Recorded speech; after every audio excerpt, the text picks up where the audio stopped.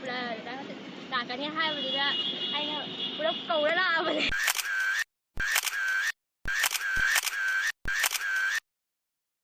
kokta jeng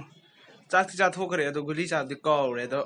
aji cha lo re to ka ra nikhai ra mai chang ne guli de na makha da guli am ta han cha gi ra ngai guli hap ki do si de ma le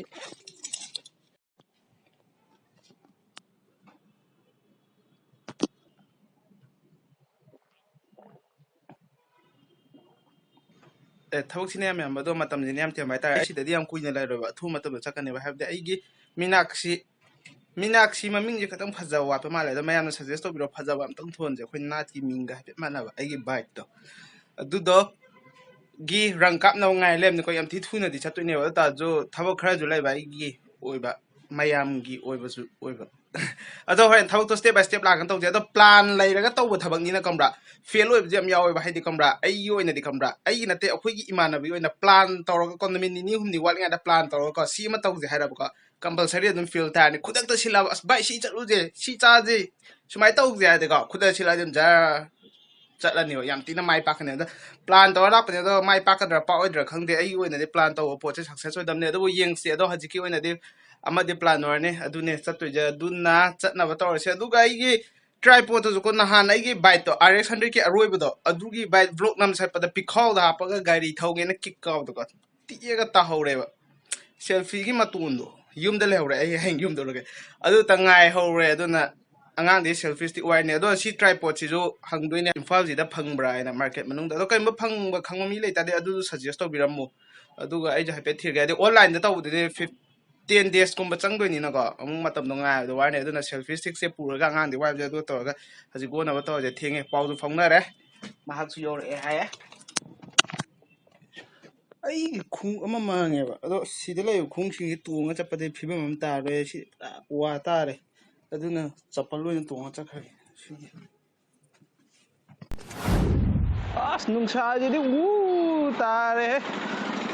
kusa je piti phangi thamam khangdre piti jo ani lem na ma budi yum de lai khange ba duga khung phangi thi phangdre gamen ta dre da pochai sing je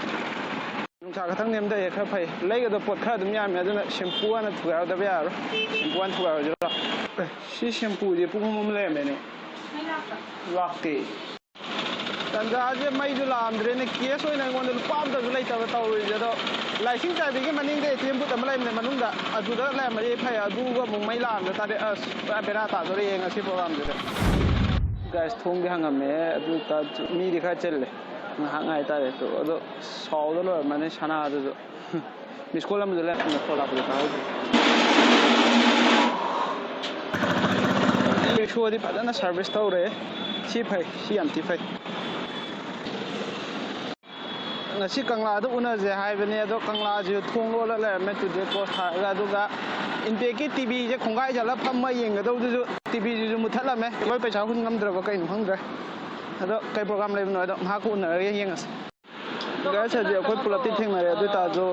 ai changmam ngai indra park chat che haina re adu jo mo angang yaw ga dia de museum chat che haina re adu jo phone pu thanya da ne vlog semning ba ta vlog sem de kem de kana ro ta jo Gamen ta de do mayam ge Kanglei Sana silai ai di camera di am ni mui ni nge do pra Amitabh Bachchan ki no pa lai me ne silai yo Kanglei Sana kai lai ga khuang de go to nate nang wang do ta ke chun le bo camera di am ni mu mam re ngo ai ngo ni khuang de go ado yam ba thik na lai yam me ming tai bra mo yam di kai de no yam Manipur de o Manipur dei ne ba Tripura ge haji ba mine je sana ga yam ba ga o mi atu pa diog de si ga thing ne ado je karai to tuino do plan khang dre plan khang kan da sa lu cham ba je ga men ta dre do yeng ade kai la pon wa ado finally khoi Manipur State Museum Sida lai ra Sida yaw ra adu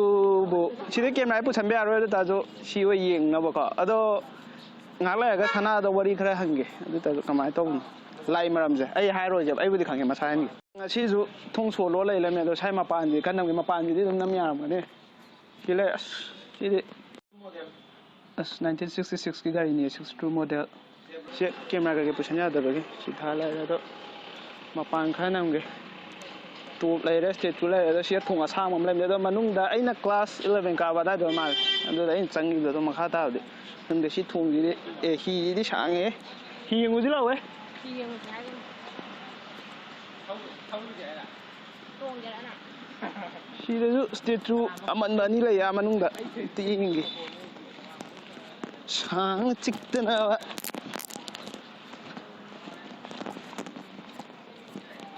ꯁꯤ ꯍꯅꯨꯃꯥꯟꯒꯤ statue ꯃꯥꯜꯂꯦꯅꯦ ꯁꯤ ꯀꯩꯅꯣ ꯁꯤ ꯂꯥꯏꯁꯪꯕ ꯑꯣꯏꯖꯥꯠꯂꯣ ꯈꯪꯗꯦ ꯁꯤ ꯁ꯭ꯇꯦꯆꯨꯁꯦ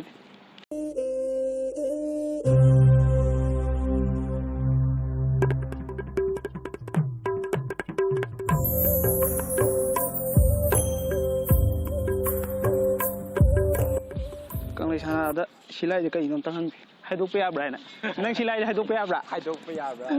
Kabak sum yaban project may lakpan niya to project to ko na hairaga hade ay budi khangya ba project to haidok oroi ga do yamna nunga do project makhalam ni da ade ado kano phangge ba November December adai surprise me amang da nui da ko khambra gi hadi akhoi gi lamdang mi me am laini na ka adu da Manipur da khwai dai pamja ba hai tai ka mafam oi gera chinchak oi gera karam mana oi ga gi da adu di mayam gi adum choice lai ko ai nang ju hai ba na sa go ndi ai sa ya ko sinju gum bai rom si am pa me si de gi adu ga koi pham si di oi lokta phu di am chan ni hanak se pharak taw do ma le du ga Kangla City February oinani adu ngasi se pharak yam tare close oinna men taw yaw ni se lakpa da lambi da day 1 se khoi keno da lay ba jiri da pale ba keno ge moi ban ko ki ba ma hai nang vlog ta yaw gi da na ado hairo ne ai vlog ta de khang de da na ban da ge ne ba jiri da keno kya da no Phasa go se akhoi yor ka do be wa ne ba sida phasa go sa dum imphal yor pe wa ne ba do pharak ta ban taw khosin da na ne da yang wa le pe wa ne du mi da hotel ka phang da na hotel ma cha am da le pe ya da mi ani ko adu kano ne kari hade Manipur la ye se kya so ga jirom de hana su la me ba do imphal di hadan ha ma ne ta de ang koi da cha khia re ne ha kuina su lai do lai da fajan ko tha do ne chang phang ga di mathang da bu una ba ya ba je sui sui ne bloggers me am pun doi ne no Manipur bloggers me punna thingna na hona je ade one of the best blogger ne hade akoi gi aseng mane filter rom gi one of the best blogger ne hade akoi Manipur macha ade akoi gi Kangleipak lamdam je am tinung si jaba ko ade aduga sumaina atopa khoi ichin naw mapalom da lai ba tai Manipuri wang da lai je sangum ma sumaina thingna khotna je am tinung ai ba si de personally aina anjan request tawra ne ada harau na di are ko mana ko kunate aina ma ko bune ko chin gra thau moi project to adu to kai thola nampu to ko lai ne de yam unaning ba ta ado ge ade thank you hai de ko ngai ro theng na ba ju kudak da am da ke da khau da be smile ko kudak da plan taw ja sine he ngai ba ne ba adu ko mi ngai mo mi ngai wa ga Ruti ra ko we ngi chai dai camera ma mang da pu ge dong ne ya da ba dong ado hajik ti pu re aina ngam yes I win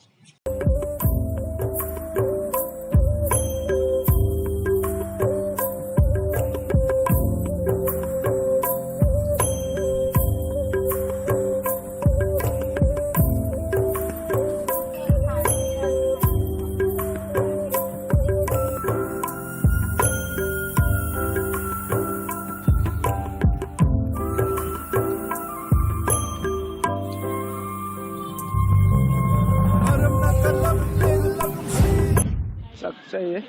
yung video masuk phajabina sanai subscriber dai ching jeng chal gai happy no to ge mai subscriber ja ai vlog ta hap chera aduna phadong ma la adi leijadram ni ko wire ha palo ai da ai subscriber sa ga ming tai ber mana ming hairo ba video ne ai ming pinkidan ni thopam top awang le kai da gi cái nơi mà này cái chiên gì cái gì nè hai rồi cái miếng năng hai rồi nè cái gì lì na Vidya ai cái friend này có bị ngài đấy ai cái nó bây giờ nó thành ra ni mà friend này cái gì bla đã cái này hai bây giờ ai nó bữa cầu đó là bây giờ làm mình là mình bla đâu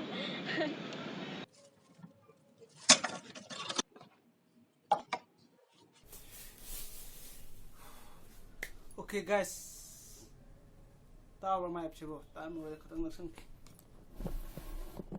Okay guys finally yum de ore aduga khut paisa pa cha pa de sorry khut sel pa cha pa de sel pa de am thong ta to si bag ani je lai ba bag ani je Sunday market te lai pa ne aduga I je seng na hai wa ga de ko Sunday market ade Shikalen je sida khara de ngau je adubu ai gi imagi mamau tu din te ko Okay Shikalen de khang ngau je aduna bag ai han bag se sisu yadram ne tu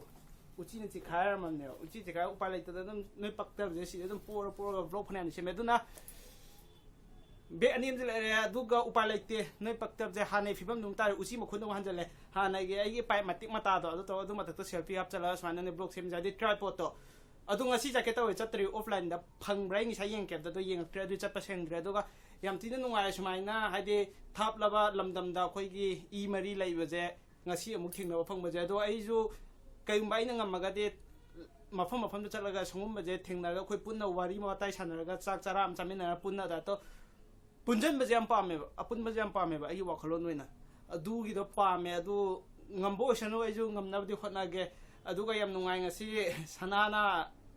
harau ro ya bre pok khopai de ai go una se thengna se ai matam da du thamoi de ni ko theki hai je sana to sanana ai vlog yeng ngani khange adu na ni sa haina ba do haidu wa ge adu ta je hore pa kun thang wa gi balance ka poi airtel gi balance to incoming ya tram de na adu ta de haido nang kai ma kapak tre de na hoi pung tro ki manunga haidu e loi jo de na haido kan ni loi jo de ngai roi matam ngai ro ko loi na haido kan ni okay thank you so much ai ngasi vlog si loi fau yeng be dam ta thank you so much mate vlog la kro ma pun na kai na si humang ju or ta re sana leba Kangleipak na yai fa